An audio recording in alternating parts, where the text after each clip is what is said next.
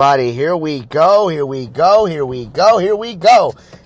Carl, let's get the post notification live, and it's only on Friday, because Fridays are a good day. Let's get started with another rendition of Have Faith, Let It Begin.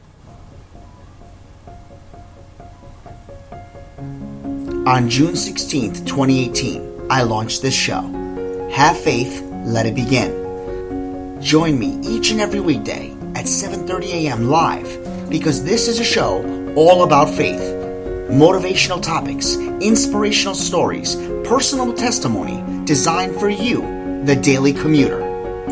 My name is Angel, and welcome to Have Faith, Let It Begin. 30 seconds to go. Hi, I am Mia. You're listening to Have Faith, Let It Begin. Hi, my name is Isabella, and you're listening to Have Faith, Let It Begin. Hello, my name is Amari, and today we are back on another episode of Have Faith and Let's Begin. 10 seconds to go. 8, 7, 6, 5, 4, 3, 2, 1.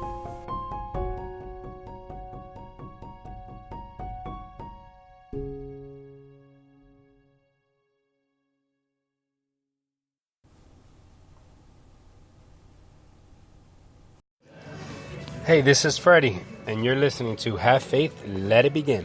Hello, everyone, and welcome to another episode on this Friday, June 14th, 2019, episode of Have Faith, Let It Begin.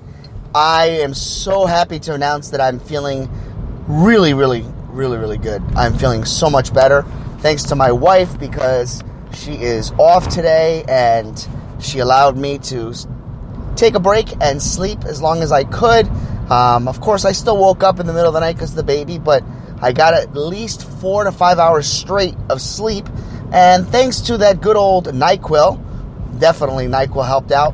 And I'm feeling a lot better. Still coughing a little bit, not as often as I've been, as I just hiccuped. And so I feel like I'm starting to make the turn, hopefully. And here comes a cough. Hopefully this will turn over throughout the weekend as I have the weekend off. Folks, let's get started. It's a hot topic today, and this may spill over to a two-part series. Let's find out. The topic today, is the customer always right? Well, this actually came about back in 1909. That's when that phrase was actually made. It was designed, and it was said, the customer's always right. Well, let's fast forward to the present time. But before we do 2019, let's go back 25 years at least. I would say about 25. Let's do 30 years ago. 30 years ago, I would think that the phrase, the customer is always right, was something that we knew to be certain. A lot of times people can make mistakes. Department stores can make errors. Customer service representatives can make errors. People can make mistakes. It's just the way it is. We call that human error. And, when we were younger and our parents were younger, we would have situations that would come up where we would notice that something was wrong on our receipts. Maybe the customer service wasn't up to par. We would complain about it respectfully, and the customer would then, in fact, be received with, response from a supervisor, a manager, or even the actual customer service representative that realized that they were wrong. They excuse themselves and say, I apologize for this inconvenience. Let me see what I can do to rectify the situation. Well, now let's fast forward 30 years forward. 2019. I don't know about you, but it seems to me that it feels as if the customer has to be right, no matter how rude they can be. And that's something that I struggle with each and every day. In the business that I'm in, customers call us. People call us. They want to know what's wrong with certain people. They want to know what time their appointments are. But when you don't have the answer right away, you are yelled at, you are scrutinized, you are treated like garbage. And when you try to defend yourself in a professional manner, you are automatically deemed incompetent. you are automatically given response of, let me speak to your supervisor. Or one thing that I've noticed more and more is each single time a customer has a very short fuse, and I'm talking in the matter of 10 seconds when they are not getting what they want, it is as if it's okay to swear. I've noticed that everybody's language, everybody's day and age, everybody's daily routine, or the way that they speak involves an expletive, involves a 4-letter F word, it involves a 4-letter S word, and name calling. I don't understand what has happened to us in society. Where did it change? Where did it say that it was okay or acceptable to curse or to scream or to yell or to threaten or to demand things when they don't feel that they're getting something in return? Just the other day, I took a call, and before I could finish my greeting, the person began to curse at me and say to me, "You're just an operator. Do your job." Now, the funny thing about it was I had no idea what they were talking about, because apparently, from what I understood later, this is something that has been going on for quite some time. So by the time I got the call, I inherited the problem. The problem was the person didn't give me an opportunity to try to figure out what it is they were calling for. They felt that I was the enemy from the beginning. So they started to curse at me and yell at me. I couldn't do anything but just wait. Finally, when they were exhausted and they were done doing all the nasty cursing and spewing out all their nasty words and things that they wanted to get out of their system, my response was, "Hey, my name is Angel. I'm going to help you, but unfortunately, I have no idea what you're talking about. I don't know what you're looking for. Give me an opportunity to try to help you. I don't know what it is that you're having difficulty with." When the person realized that maybe they should try to give me an opportunity, I was able to resolve their issue within about 45 to 50 seconds. I don't understand where people come off and they realize that it's okay to be disrespectful, to be rude, to be just plain out nasty. When did we change our environments? And I started thinking about this, and I started to talk to my colleagues at work, and I said, you know what I think happens is that too often there are people out there that, yes, probably get treated incorrectly, unprofessionally. They complain, and they complain so much that they get eventually something in return. So because they feel that they have to yell to get something, they treat that to every single situation that happens. And that's not the case. Don't get me wrong. Customer service is not what it used to be. People are lazy. People don't want to help. People don't want to work. People are always on their cell phones. People don't want to take the time to go the extra mile to help out a customer in need. But yet when they become the customer, they expect that representative to do what they don't do on a daily basis. It's hard to imagine that when you walk into a store, the days of walking into a store when they walk up to you and they say, "Hey guys, how you doing? Welcome. Can I give you any assistance?" And our first initial reaction was, "No, I'm good. I'm just looking."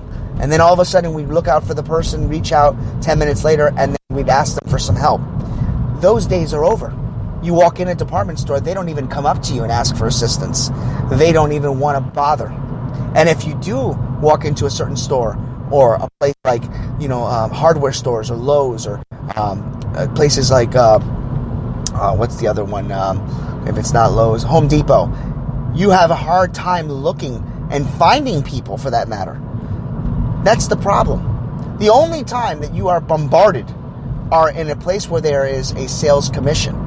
Those are the only times that you are completely annihilated at the door, especially if you're looking for a car. They want to get your attention. They want your business. But like I said, getting back to what I was trying to get at, the days of going into a department store and seeking out a representative that you need help are over, because their feeling is they will do everything they can to avoid you because they don't want to work. You know, it's funny. The other day I was walking into a store and I needed to buy a tie extender for a wedding I was going to do. And I needed that extender and I couldn't find a representative. Finally, I see somebody with a badge. And I reached over and I said, hey, can you help me over here? I'm looking for tie extenders. And it's the one line that I've noticed has become very common. Oh, I'm sorry, that's not my department. What happened to the days when everybody was willing to help, even if it wasn't their department? What happened to the days when we were training or being trained to learn all the departments in the location that we are in so that we can help any and everyone? Those days are over. And I don't understand why. It's a very frustrating thing that we go through each and every day. One of the things that are very, very near and dear to my heart is how often people are not happy with the world of phone trees. And I am going to do a separate episode on that, but let me just tie in a little bit. You know, 30 years ago, when you would call a number, you would either get one of two things: a busy signal or a live operator. Over time, we have evolved, and now we have phone trees. We have to go through one prompt to the other to get us to the correct department. I agree that some of these phone trees are ridiculous, and it feels like you sit there for 5 to 10 minutes before you actually can get to where you need to go. Totally understand. However, why is it that individuals that fail or rely on hitting the 0 button to get to an operator, only to discover that they are eventually going to have to go back to that prompt to select the correct location? People don't want to take the time to listen to the prompts. People want to get to something or someone faster. But this happens any and everywhere you go. We can actually go into a different category and talk about doctors. It is hard to actually get a doctor on the line. It is hard to get a hold of people all over in any type of business. That will be a separate topic. The topic today continues. Is the customer always right? No. And I will tell you why. Because I've used this line many times. If you're right and you're rude, then you're wrong. When you're the customer and the representative that's representing the company is disrespectful, rude, or unprofessional, it is not okay for you to start spewing out expletives, being disrespectful, cursing. It is okay to use your words and to be firm and ask for better assistance. But why is it that when things don't go our way, we feel the need to go to upper management, CEOs, or try to sue? Try and do your best to use your words. Communicate with the individual or their supervisor. Get it resolved. Don't need to take it to a level that doesn't need to be, especially if it's something that you know that someone could possibly figure out. For some reason, these type of environments get to a certain level where people walk into a store, walk into a location, and shoot up the place. Why? Why do we need to have anger?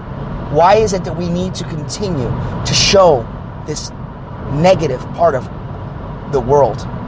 God put us on this planet to receive the fruits, not to be disrespectful to one another and not to hurt one another. We need to remember that each and every day.